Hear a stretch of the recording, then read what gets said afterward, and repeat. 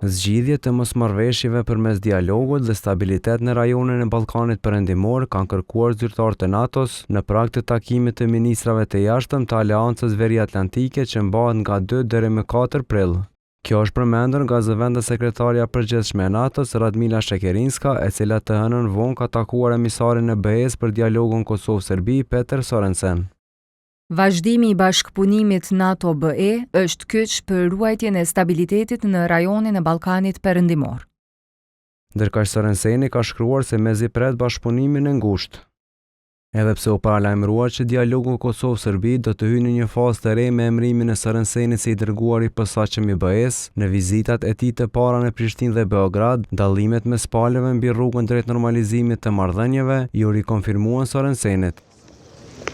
Kosova vazhdon të kundërshtojë draft statutin e asociacionit të komunave me shumicë serbe, duke kërkuar zbatim të tërësishëm të marrëveshjeve, ndërsa Serbia ka vendosur themelimin e tij si parakosh për normalizimin. Në BE nuk treguan se cila është çësia që synohet të aplikohet për ta bërë marrëveshjen të zbatueshme.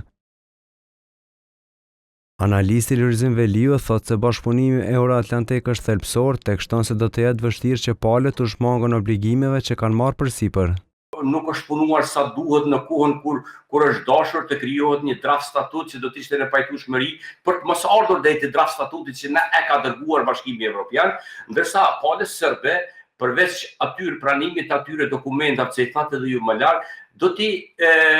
kërkohet më me ngulm që ajo të mos jetë pengesë që Kosova të pranohet në institucionet ndërkombëtare, pra në bazë të marrëveshjeve, në asnjë mënyrë nuk do të lejohet që Serbia të lobojë kundër njohjeve